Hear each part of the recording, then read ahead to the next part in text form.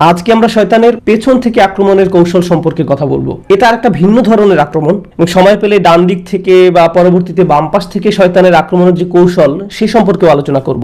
আমাদের গত হয়ে যাওয়া দিনগুলো জীবনের ইতিহাসের পাতায় জায়গা করে নেয়। আপনি যখন একটি দিন পার করেন সেটা অতীত হয়ে গেছে, সেই দিনটি আর ফেরত আসে না।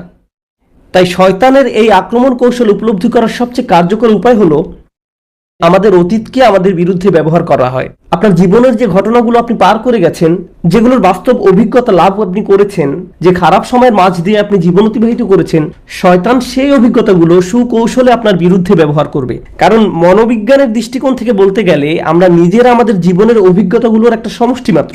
অতীত জীবনের ঘটনাগুলো বিভিন্নভাবে আমাদেরকে প্রভাবিত করে। জীবনের এই অভিজ্ঞতাগুলো আমাদের চিন্তা ভাবনা, আমাদের আবেগ অনুভূতি, এমনকি আমাদের ভবিষ্যৎ সিদ্ধান্তগুলোকেও নানাভাবে প্রভাবিত করে। যেমন কেউ যদি কখনো একটা অ্যাক্সিডেন্টের কবলে পড়ে, তাহলে দেখবেন তার ড্রাইভিং এর স্টাইল পরিবর্তিত হয়ে যায়। অথবা কেউ যদি তার ভালো কোনো বন্ধুর সাথে বিবাদে জড়িয়ে পড়ে, তার পরবর্তীতে কোনো সম্পর্ক তৈরির ক্ষেত্রে সে অনেক বেশি সাবধান হয়ে যায়। আর শয়তান চায় যে কোনোভাবে আমাদের চিন্তা ভাবনাকে প্রভাবিত করে আমাদেরকে তার নিজের পথে পরিচালিত করতে। এজন্য আজ আমি তার এমন কিছু পদ্ধতি সম্পর্কে কথা বলবো যেখানে সে আমাদের অতীতকে আমাদের বিরুদ্ধে ব্যবহার করে। আমরা মনে করি এই চিন্তাগুলো আমাদের নিজেদের, কিন্তু মূলত এগুলো হলো শয়তানের ওয়াসওয়াসা। সে চায় আপনি অতীতে যে ভুলটি করেছেন তা যেন আপনি আবার করেন। সম্ভবত তার একটা কৌশল হলো সে বলবে আপনি আগে অনেক ভালো মানুষ ছিলেন, নামাজ সম্পর্কে অনেক বেশি সাবধান থাকতেন, সম্ভবত হারাম বিষয় থেকে বিরত থাকতেন, আল্লাহ যা দিয়েছেন তা নিয়ে সন্তুষ্ট থাকতেন, আপনি আল্লাহর অবাধ্য হননি, ভালো মুসলিম ছিলেন। পেছনে তাকিয়ে দেখেন আপনি অনেক ভালো মুসলমান ছিলেন। অনেকেই এমন আছেন যারা এরকম জীবনের পেছনের দিকে তাকিয়ে দেখেন আর বলেন আগে আমি অনেক ভালো মানুষ ছিলাম, এখন আমি আমার নিজের উপর হতাশ। আগে আমি নামাজে দাঁড়িয়ে কাঁদতাম, কিন্তু এখন আমার মনে নেই আমি সর্বশেষ কবে কেঁদেছি। আগে আমি আল্লাহর সাথে এত বেশি কানেক্টেড ছিলাম যে সব সময় আল্লাহর কথা স্মরণ করতাম। বাড়িতে প্রবেশ করার সময়, বের হওয়ার সময়, অর্থাৎ প্রতিটি সুযোগেই আমি আল্লাহকে স্মরণ করতাম, অর্থাৎ প্রতিটি কাজেই আমি আল্লাহকে স্মরণ করতাম। আমি কথা বলার সময় অনেক বেশি নরম ছিলাম, কিন্তু আমি এখন গালিগালাজ করি, মানুষের বিরুদ্ধে খারাপ শব্দ উচ্চারণ করি, আমি মেজাজের ভারসাম্য হারিয়ে ফেলি, পরনিন্দা করি। এইসব খারাপ অভ্যাসগুলো আমার মাঝে তৈরি হয়েছে। আমি এমন ছিলাম না। নিজেকে অন্য কারোর সাথে তুলনা করা এক ব্যাপার, আবার নিজেকে নিজের পূর্বের অবস্থার সাথেও তুলনা করা যায়। শয়তান তখন আপনার মনে ওয়াসওয়াসা দেয় সেই তুমি অনেক আগেই মরে গেছো, এখনকার তুমি আসল। সে চাইবে আপনি যেন নিজের উপর সম্পূর্ণ হতাশ হয়ে পড়েন। কিন্তু বাস্তবতা হলো আল্লাহ যদি আপনাকে একবার ভালো মুসলিম হিসেবে একটা নির্দিষ্ট পদ্ধতিতে জীবনযাপন করার সামর্থ্য দিয়ে থাকেন, আর তখন আপনি ঠিকই সেটা পারেন, এর মানে হলো আপনি সারা জীবন মুসলিম হিসেবে জীবনযাপন করার সামর্থ্য রাখেন। আপনি নিজেই তার প্রমাণ। কোনো কিছু যদি আপনি জীবনে একবারও সম্পাদন করতে না পারেন সেটা এক ব্যাপার। আপনি হয়তো বলেন আমি কখনোই এটা করতে পারিনি। হতে পারে এতে কিছুটা সত্যতা আছে, অথবা আপনি হয়তো ভালোভাবে চেষ্টা করেননি। এজন্য আমি নিশ্চিতভাবে বলতে পারি না যে আপনি এই ব্যাপারে সামর্থ্য রাখেন না বা রাখেন, কিন্তু কিছু যোগ্যতা আপনার ছিল। এখন এটা প্রমাণিত যে আপনার ভেতরে সেই বিশ্বাস আছে এবং সেই বিশ্বাস অনুযায়ী চলার যোগ্যতাও আপনার আছে। কিন্তু শয়তান আপনাকে বোঝাতে চাইবে যে তোমার সেই সামর্থ্য আর নেই, কারণ জীবনের যে অভিজ্ঞতার ভেতর দিয়ে তুমি অতিবাহিত হয়েছো, এখন সেই ভালো মানুষ হওয়ার যোগ্যতা তুমি হারিয়ে ফেলেছো। অন্তত আধ্যাত্মিক দৃষ্টিকোণ থেকে বলতে গেলে ফিরে আসা সম্ভব নয়। হতে পারে ইমোশনাল অনেক ব্যাপার আছে যেখানে আর ফেরত যাওয়া সম্ভব নয়। কারো অন্তর হয়তো ক্ষতবিক্ষত হয়ে পড়েছে, আর এতে কোনো সমস্যা নেই, এটার নামই জীবন। যেমন কারো যদি বাচ্চা সন্তান মারা যায়, তাহলে এই ট্রমা থেকে বের হয়ে আসা সহজ নয়। সুতরাং হয়তো এমন অনেক ট্রমা এবং অভিজ্ঞতা রয়েছে যা সারা জীবনেও সেরে উঠবে না, কিন্তু শয়তান এটা ব্যবহার করে আপনাকে আবেগগত দিক থেকে নয়, বরং ধার্মিক দিক থেকে দূষিত করার জন্য, আল্লাহর সাথে আপনার সম্পর্ক নষ্ট করার জন্য। আপনার মনে এভাবে ওয়াসওয়াসা দিবে তুমি তো জীবনে অমুক অমুক খারাপ কাজ করেছো, এখন আর এই নামাজের মানে কি? তোমার নামাজ তো আর কবুল হবে না। সুতরাং এটা হলো শয়তানের এক ধরনের কৌশল, যার মাধ্যমে সে আমাদেরকে আল্লাহর পথ থেকে দূরে রাখে। আপনার মনে এভাবে ধারণা দেয় যে সেই ভালো দিনগুলো আর কখনোই ফেরত আসবে না। পেছন দিক থেকে শয়তানের আরেকটি আক্রমণ কৌশল হলো আপনার জীবনে যদি কোনো দুর্ঘটনা ঘটে থাকে, তখন হয়তো প্রশ্ন করতে থাকেন এটা আমার সাথে কেন ঘটলো। আপনি এই ধরনের ভয়ঙ্কর অভিজ্ঞতার ভেতর দিয়ে গত হয়েছি। আল্লাহ এই জীবনকে একটা পরীক্ষা হিসেবে তৈরি করেছেন। আর আমরা প্রত্যেকেই বিভিন্ন রকম পরীক্ষার মধ্য দিয়ে জীবন পার করছি। সহজ পরীক্ষা নয়। আপনি যখন অতীতের ওই ঘটনা নিয়ে চিন্তা করেন, মনে আপনি অনেক কষ্ট পান। এটা আপনাকে মানসিক দিক থেকে অবশ করে দিতে পারে। আপনি এতটাই অভিভূত হয়ে পড়েন যে আপনি ওই খারাপ ঘটনার মাঝেই বাস করতে থাকেন। শয়তানের একটি লক্ষ্য হলো আপনাকে সর্বদা সেখানেই রাখা, অতীতের মাঝে আপনাকে ডুবিয়ে রাখা। সে চায় আপনি যেন বারবার প্রশ্ন করতে থাকেন, আমার সাথে কেন এমন হলো, আমার সাথে কেন এমন হলো, হয়তো আমি অভিশপ্ত, হয়তো আমার মাঝে ভালো কিছু নেই, হয়তো এই জন্যই আল্লাহ আমার উপর রাগান্বিত, এর জন্যই তিনি আমার সাথে এমনটি ঘটতে দিয়েছেন। তো আপনি এরকম ভাবে দুঃখ সহ ওই ঘটনার মাঝেই বসবাস করতে থাকেন এবং যেখান থেকে আল্লাহ আপনাকে বের করে এনেছেন। কিন্তু শয়তান আপনাকে সেখান থেকে বের হতে দিতে চায় না। সে চায় আপনি যেন সেই হতাশার মাঝেই ডুবে থাকেন, কারণ সে চায় আপনি যেন তার মতো আল্লাহর ব্যাপারে হতাশ হয়ে পড়েন, অথবা সে আশাহীন, তার পক্ষে আর ফিরে আসা সম্ভব নয়, বা আল্লাহ এমনকি তাকে ঘৃণা করেন। তাই আমরা যদি অতীতের কোনো দুর্ঘটনা নিয়ে সব সময় চিন্তা করতে থাকি, তাহলে হয়তো শুধু মানুষের প্রতি নয়, এমনকি আল্লাহর প্রতিও আমরা অসন্তুষ্ট হয়ে পড়তে পারি। কেন তিনি আমার সাথে এমন করলেন, আমার সাথে তো এমনটা ঘটার কথা ছিল না। আপনি যদি নবী রাসূলদের দুঃখ কষ্টের দিকে তাকান, তাহলে একটা বিষয়ের মূল্য বুঝতে পারবেন। আল্লাহ কোরআনে যেসব নবীদের কথা বলেছেন, তারা প্রচুর দুঃখ কষ্টের মাঝে জীবন পার করেছেন। এমনকি নবী হওয়ার পূর্বেও তাদের জীবন কঠিন, সমস্যাপূর্ণ ছিল। আমাদের রসুল সাল্লাল্লাহু আলাইহি সাল্লামের জীবনের দিকে লক্ষ্য করুন। তিনি শিশুবেলায় পিতামাতাকে হারিয়েছেন। এরপর বিভিন্ন জনের অভিভাবক করতে তিনি বেশ কয়েকবার বদলি হয়েছেন। প্রতিবার যখন কেউ তার দায়িত্ব গ্রহণ করত, কিছুদিন পর তার মৃত্যু ঘটত। তারপর তাকে অন্য কারো অভিভাবকত্ব গ্রহণ করতে হতো। একটা শিশুর জন্য ব্যাপারটা কতটা বেদনাদায়ক ছিল। আবার একজন পিতার জন্য সন্তান হারানোর বেদনা কতটা কষ্টের। আমাদের রসুল সাল্লাল্লাহু আলাইহি সাল্লাম সন্তান হারানোর কষ্টও অনুভব করেছেন। তাই এমন চিন্তা যদি আমাদের কারো মাথায় আসে যে আমার সাথে কেন এমন হলো, অথবা আমার ছেলেকে কেন এভাবে মরতে হলো, প্রতিবার যখন অন্য কারো সন্তানকে সুস্থ সবল অবস্থায় দৌড়াদৌড়ি করতে দেখেন, সাথে সাথে নিজের হারানো সন্তানের কথা মনে পড়ে যায়। জীবনে যদি এই ধরনের কষ্টদায়ক অভিজ্ঞতা সমূহ পার করে থাকেন, তাহলে মনে রাখুন এমন কষ্টকর অভিজ্ঞতা এমনকি আল্লাহ নবী রাসূলদেরকেও পেতে হয়েছিল। কষ্টকর অভিজ্ঞতাগুলো প্রমাণ করে না যে আমাদের উপর আল্লাহর অভিসম্পাত রয়েছে। আপনি কষ্টকর অভিজ্ঞতার ভিতর দিয়ে যাচ্ছেন কারণ আল্লাহ আপনার উপর ক্রুদ্ধ, তাই শাস্তি দিচ্ছেন, ব্যাপারটা এমন নয়। এই পৃথিবীতে বসবাস করা শ্রেষ্ঠতম মানুষদের কেউ কেউ খুবই বেদনাদায়ক জীবন পার করেছেন, জীবনে খুবই কঠিন সমস্যায় পড়েছিলেন। আর এটা এজন্য ঘটেনি যে আল্লাহ তাদের ভালোবাসতেন না। পৃথিবীর এই জীবনকে সমস্যা সংকুল করেই তৈরি করা হয়েছে। শয়তানের লক্ষ্য হলো আমাদের জীবনে খারাপ কিছু ঘটলে তার জন্য কোনো না কোনো ভাবে আল্লাহকে দোষারোপ করা, কোনো না কোনো ভাবে আল্লাহকে দোষারোপ করা। কেন? কারণ তার ক্ষেত্রে এমনটাই ঘটেছিল। ফাবিমা আগুয়াইতানি, সে আল্লাহকে দোষ দিয়েছিল। শয়তান সিজদা করতে অস্বীকার করে, তারপর তাকে তাড়িয়ে দেওয়া হলো। সে তৎক্ষণাৎ আল্লাহকে দোষ দেয়, আর সে চায় আপনিও যেন এই পথ অনুসরণ করেন। এভাবে সে আপনার জীবনের কষ্টকর অভিজ্ঞতাগুলোকে কাজে লাগিয়ে আপনাকে আল্লাহর কাছ থেকে দূরে ঠেলে দিতে চায়। তার আরেকটা আক্রমণ কৌশল হলো, আমাদের কেউ কেউ হয়তো অতীতে পাপে নিমজ্জিত ছিলেন। আপনার হয়তো এমন কোনো বন্ধু বা প্রেমিক প্রেমিকা ছিল যে আপনাকে পাপের পথে নিয়ে যেত, যার দরুন বারবার পাপে জড়িয়ে পড়তেন। তারপর আল্লাহর নিকট তওবা করলেন, সেই বন্ধুত্বগুলো ছিন্ন করলেন, প্রেমের সম্পর্কটা ছিন্ন করলেন। তাদের পাপের জন্য তারা দায়ী এবং আল্লাহ তার বিচার করবেন। কিন্তু আপনার কাজের জন্য আপনি দায়ী হবেন, এবং এই জন্য আপনি সিদ্ধান্ত নিলেন আমার সেই বন্ধুরা অতটা খারাপ নয়, কিন্তু আমি জানি আমি যদি তাদের সাথে থাকি বা তাদের আশেপাশে থাকি, তাহলে আমি খারাপ কাজে জড়িয়ে পড়তে পারি। আপনি আপনার নিজের জীবনের দিকে তাকালে বুঝতে পারবেন এই মানুষগুলো কারা। আগে আপনার জীবনে হয়তো এমন মানুষ ছিল যারা আপনাকে পাপের পথে টেনে নিয়ে যেত, বুঝে হোক অথবা না বুঝে হোক। এমনকি হয়তো এটা তাদের দোষ নয়, এটা আপনার নিজের দুর্বলতা। আপনি ব্যাপারটা শনাক্ত করতে পারলেন, আমি যতবারই তাদের নিকট গিয়েছি ততবারই কোনো না কোনো পাপে জড়িয়েছি। এভাবে আর চলতে পারে না। এই জন্য নয় যে আমি তাদের ঘৃণা করি বা তাদের চেয়ে আমি উত্তম বা আমি তাদের কষ্ট দিতে চাই, এই জন্য নয়। বরং এর মূল কারণ হলো আমি নিজেকে রক্ষা করতে চাই, আমি এর থেকে নিজেকে বের করে নিতে চাই। শয়তান তখন আপনার মনে ওয়াসওয়াসা দিবে, হেই তুমি কি তোমার বন্ধুদেরকে মিস করো না, ওই আড্ডাটা মিস করো না, এই মজাটা মিস করো না। সে চাইবে আপনি যেন আগের মতো হয়ে যান, একেবারে আগের মতো।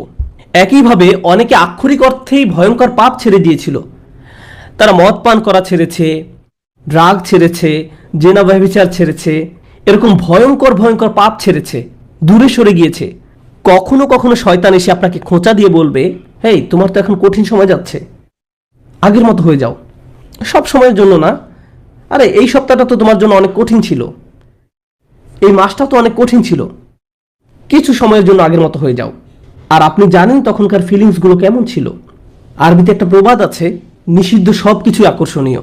যদিও আমরা দিনের পথে ফিরে আসার পর অতীত পাপ নিয়ে সব সময় অনুশোচনা করি, সেই পাপগুলো আবার করার কথা চিন্তাও করতে পারি না এবং সেগুলোকে ঘৃণা করি, কিন্তু দিন শেষে আমরা সবাই মানুষ, আর মানুষের প্রবৃত্তির কামনা বাসনা থাকবে, এটাই স্বাভাবিক। শয়তান আমাদের এই দুর্বলতাকে তার নিজের নিয়ন্ত্রণে নিতে চায়। সে আপনাকে পথ ভ্রষ্ট করতে চাইবে। সে বলবে, কত সুন্দর মৌজ মাস্তিতে মেতেছিলে, জীবন কত সহজ ছিল, এখন তুমি কেন নিজেকে এত সব আনন্দ থেকে বঞ্চিত করছো? কেউ তো আর জানবে না, আগের অবস্থা ফেরত যাও। সে এভাবে আপনাকে আক্রমণ করবে, পেছন থেকে আপনাকে টানতে থাকবে। আমাদেরকে এই সম্পর্কে সতর্ক থাকতে হবে। এর সাথে ডান দিক থেকে শয়তানের আক্রমণের একটা ব্যাপার বোঝার চেষ্টা করুন। শয়তান প্রথমে আমাদেরকে সরাসরি পাপ করতে নাও বলতে পারে, এটা গুরুত্বপূর্ণ। শয়তান আমাদেরকে সরাসরি পাপ করতে নাও বলতে পারে। শয়তান চায় আমরা যেন প্রথম পদক্ষেপটা গ্রহণ করি। গন্তব্য যদি হয় 1000 মাইল দূরে, আর আপনি শুধু প্রথম পদক্ষেপটা গ্রহণ করছেন, আপনার কাছে মনে হবে না যে কোনো অগ্রগতি হলো, কোনো ক্ষতি আপনি অনুভব করবেন না। ধরুন 100 ফিট দূরে একটা আগুন জ্বলছে, এখন আগুনের দিকে এক পা এগুলো কি বেশি গরম লাগবে? না, আমি তো পুড়ে যাইনি, আবার খারাপ কিছু ঘটেনি, আমি তো পুড়ে যাইনি, এক পদক্ষেপে কোনো ক্ষতি হয়নি। এখন কেউ যদি এসে বলে, এই তুমি তো আগুনের দিকে এগিয়ে যাচ্ছ, তো কি হয়েছে, আমি কি আগুনে হাত দিয়েছি, এতে তো কোনো সমস্যা নেই। এভাবে শয়তান আপনাকে বোঝাবে এক কদমে কোনো সমস্যা নেই। তারপর আরেক কদম এগুতে বলবে, এরপর আরেক কদম, এরপর আরেক কদম, তারপর আরেক কদম। ঠিক এই কাজটাই সে আমাদের আদি পিতা আর মাতার সাথে করেছিল। জান্নাতের আয়তন হলো আকাশ এবং পৃথিবীর চেয়েও বেশি। فعرضها السماوات والأرض। জান্নাতের রিয়েল এস্টেটের সাইজ আকাশ এবং পৃথিবীর চেয়েও বেশি, আকাশ এবং পৃথিবীর সমন্বিত সাইজের চেয়েও বেশি। জান্নাতকে জান্নাত বলা হয় কারণ আরবি জান্নাহ অর্থ সবুজে ঢাকা বা গাছগাছালিতে ঢাকা। তাহলে গোটা জান্নাত অসংখ্য অগণিত গাছপালায় ঢাকা। এখন একবার চিন্তা করে দেখুন, কয়টি গাছ নিষিদ্ধ ছিল? মাত্র একটা গাছ।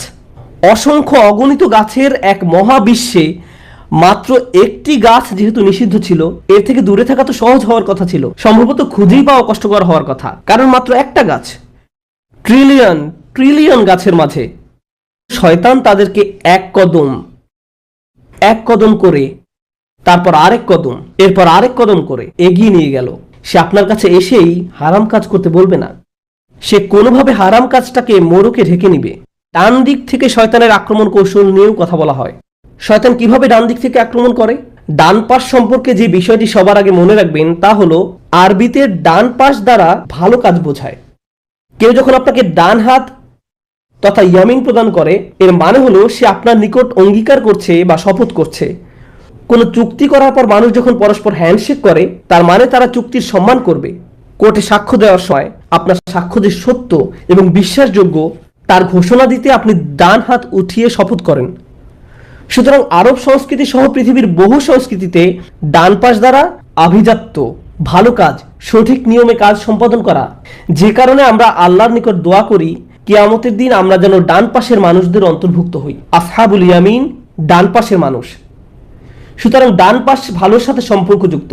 একইভাবে আমরা জানি যে ফেরেশতা আমাদের ভালো কাজগুলো লিখে রাখেন, ডান কাজের ফেরেশতা। সুতরাং ডান পাশ ভালোর সাথে সম্পর্কযুক্ত। এখন ব্যাপারটা তো তাহলে বোঝা যাচ্ছে না, শয়তান ডান পাশ থেকে আক্রমণ করতে চাচ্ছে। আপনি ভেবেছিলেন শয়তান খারাপ কাজের মাধ্যমে আক্রমণ করে, আল্লাহ তাআলা আমাদের বলছেন শয়তান ভালো কাজের দিক থেকেও আক্রমণ করে। এর মানে কি? সে বহু উপায়ে ডান পাশ থেকে আক্রমণ করে। আজকে আমি শুধু একটা উপায় নিয়ে আলোচনা করব ইনশাআল্লাহ, আজ আর বেশি করব না, কারণ আমি চাই আলোচনার কিছু কিছু ব্যাপার যেন আপনাদের মাথায় থাকে। আমি আপনাদের অনেক তথ্য দিতে পারি, কিন্তু আমি চাই সপ্তাহ জুড়ে ব্যাপারগুলো নিয়ে নিজে নিজে চিন্তা করুন। আমরা আশা করি এই খুতবা সিরিজে আমরা যখন সূরা আরাফের আয়াতগুলো নিয়ে আলোচনা চালিয়ে যাব, আমরা সচেতনভাবে এই বিষয়গুলো নিয়ে চিন্তা ভাবনা করব এবং উপলব্ধি করার চেষ্টা করব যে আমার জীবনে এগুলোর অর্থ কি। এভাবে চিন্তা করতে পারেন, আচ্ছা শয়তান এভাবে আক্রমণ করে, তাহলে আমার জীবনে সে এটা কিভাবে করে? আল্লাহ আমাদেরকে তার কুমন্ত্রণা সম্পর্কে কোরআনের অমুক জায়গায় বলেছেন। আমার ক্ষেত্রে এটা কিভাবে ঘটে? আপনার ক্ষেত্রে যেভাবে ঘটে, আপনার পাশে যিনি বসে আছেন তার ক্ষেত্রে হয়তো সেভাবে নাও ঘটতে পারে। এমনকি আপনার পরিবারের সবার ক্ষেত্রেও একইভাবে ঘটে না। আপনাকে সে একভাবে আক্রমণ করে আর অন্য কাউকে অন্যভাবে, কারণ সে আমাদের প্রত্যেককে আলাদা আলাদা করে অধ্যয়ন করে। তো ডান পাশের একটা বিষয়ে আজ হাইলাইট করতে চাই ইনশাআল্লাহ। আল্লাহ বলেন শয়তান তাদের কাছে তাদের কাজগুলোকে চাকচিক্যময় করে তোলে। ডান পাশ থেকে আক্রমণের এটা অন্যতম ভয়ঙ্কর একটা দিক। আমরা এখানে আসছি সালাত আদায় করার জন্য, এটা একটা ভালো কাজ। মানুষ হজ পালন করতে যায়, এটাও একটা ভালো কাজ। রোজা রাখা ভালো কাজ, এগুলো ভালো কাজ। কেউ যদি দান খয়রাত করে, এটাও ভালো কাজ। আপনি যদি কাউকে সাহায্য করেন, ভালো কাজ। এখন আপনি যদি এভাবে চিন্তা করেন আপনার ভালো কাজগুলো আল্লাহ অবশ্যই কবুল করে নিয়েছেন, এখন আর কোনো চিন্তা নেই, কারণ আপনি ভালো ভালো কাজ করছেন। আপনি নামাজ পড়েন, যে মানুষগুলো নামাজ পড়ে না তাদের জন্য আমার দুঃখ হয়, কারণ আপনি এখন ভালো পজিশনে আছেন, ভালো ভালো কাজ করছেন। তাই এভাবে এসে আপনার পুণ্য কাজগুলোর কথা মনে করিয়ে আপনাকে ফুলিয়ে ফাঁপিয়ে তুলবে। সে আপনাকে বোঝাবে যেহেতু তুমি অমুক অমুক ভালো ভালো কাজ করছো, তোমার তো তুলনা নেই, পরিষ্কার দেখা যাচ্ছে আল্লাহ তোমাকে ভালোবাসেন। যারা এই ভালো কাজগুলো করে না, তুমি তাদের চেয়ে অনেক উত্তম। এখন আমাদের পুণ্য কাজগুলো নিয়ে কিভাবে চিন্তা করব, এই বিষয়ে আপনাদের একটা উদাহরণ মনে রাখতে বলবো। সেটা হলো ইব্রাহিম আলাইহিস সালামের উদাহরণ। ইব্রাহিম আলাইহিস সালাম পুণ্য কাজের ইতিহাসে অন্যতম সেরা একটি কাজ করলেন, তিনি কাবা ঘর নির্মাণ করলেন। একবার ভেবে দেখুন, প্রতিবার যখন কেউ সালাত আদায় করে, সে সওয়াবের একটা অংশ ইব্রাহিম আলাইহিস সালাম পেয়ে থাকেন, কারণ আমরা কাবার দিকে মুখ করে নামাজ পড়ি। ঠিক যেমন এই ঘর যারা বানিয়েছেন, প্রতিবার আমরা নামাজ পড়লে তারাও সওয়াবের একটা অংশ পেয়ে থাকেন। পৃথিবীর যে কোনো জায়গা থেকে যে কোনো মসজিদে মানুষ সালাত আদায় করলেও সওয়াবের একটা অংশ ইব্রাহিম আলাইহিস সালামও পেয়ে থাকেন। প্রতিবার কেউ নামাজ পড়লে সওয়াবের একটা অংশ ইব্রাহিম আলাইহিস সালামের নিকট চলে যায়। তিনি যখন তার ছেলেকে নিয়ে কাবা ঘর নির্মাণ করেন, এটা অসাধারণ এক সৎ কাজ। আপনি যদি এ ধরনের কোনো সৎ কাজ করতে পারতেন, তাহলে মনে মনে কি ভাবতেন? আমি জান্নাতে যাওয়ার জন্য একেবারে প্রস্তুত। এই কাজ থেকে যে কমিশন পাওয়া যাবে তার কোনো তুলনা নেই। ইব্রাহিম আলাইহিস সালাম আল্লাহর কাছে কি দোয়া করেছিলেন? তিনি দোয়া করেছিলেন, রব্বানা তাকাব্বাল মিন্না ইন্নাকা আনতাস সামিউল আলিম। হে আমাদের রব, আমাদের নিকট থেকে কবুল করুন। মনে হয় যেন এই কাজটি যথেষ্ট কিনা তার ব্যাপারে তিনি আত্মবিশ্বাসী নন। হয়তো কোনো একটি ইটের টুকরা ঠিকভাবে ফিট হয়নি, আমার নিয়ত হয়তো যতটা নিখুঁত হওয়া দরকার ছিল ততটা নিখুঁত হয়নি, আমি হয়তো কাজ করার সময় একবার দুইবার অলস হয়ে পড়েছিলাম। এভাবে তিনি নিজেকে প্রশ্ন করতে থাকেন। তিনি এভাবে বলেননি, ইয়া আল্লাহ, আমাকে এই কাজের সুযোগ দেওয়ার জন্য আপনাকে ধন্যবাদ, এখন আমার আর কোনো চিন্তা নেই। এমন কিছু তার জন্য ছিল না। তিনি ভালো কাজ করার পর অলস হয়ে পড়েননি, তিনি উদ্বিগ্ন ছিলেন এবং আল্লাহর কাছে ভিক্ষা করেছেন, দয়া করে আমাদের কাছ থেকে গ্রহণ করুন। যখন আমি আর আপনি জুমার সালাত আদায় করি, সালাত শেষে আমরা কতটুকু নিশ্চিন্ত থাকতে পারি যে ফেরেশতারা এই সালাতকে নিখুঁত একটি সৎ কাজ হিসেবে আমাদের আমলনামায় লিখেছেন? নাকি আমাদের মন নামাজের সময় অন্য কোথাও হারিয়ে গিয়েছিল? নাকি নামাজ পড়ার সময় আমরা আরো 20-22 রকমের জিনিস নিয়ে চিন্তা করেছিলাম? সালাত আদায় করার সময় আমরা যে আরো কত কি করি, আমাদের নামাজ কতটা ত্রুটিপূর্ণ। এখন আমি আপনি যদি এভাবে চিন্তা করি, ভাই আজকে আমি জুমা পড়তে গিয়েছিলাম, আমি এমনকি আজানের আগেই মসজিদে গিয়ে হাজির হয়েছি, কি মনে হয় আপনার কাছে? আমার তো মনে হয় আমার জান্নাতের ভিআইপি টিকিট পাওয়া উচিত। সিরিয়াসলি, একেবারে কাজের কাজ করে ফেলেছি। আমাদের মনোভাব এমন হতে পারবে না। রোজা বা হজ পালন করার পরেও এই ধরনের মনোভাব থাকতে পারবে না। অন্য ইবাদত বা অন্য যে কোনো ভালো কাজের ক্ষেত্রেও এটা সঠিক মনোভাব নয়। নিজের ভালো ভালো কাজগুলোর কথা বারবার স্মরণ করা যাবে না, বরং আল্লাহর কাছে করজোড়ে মিনতি করুন, তিনি যেন আমাদের পুণ্য কাজগুলোকে কবুল করে নেন।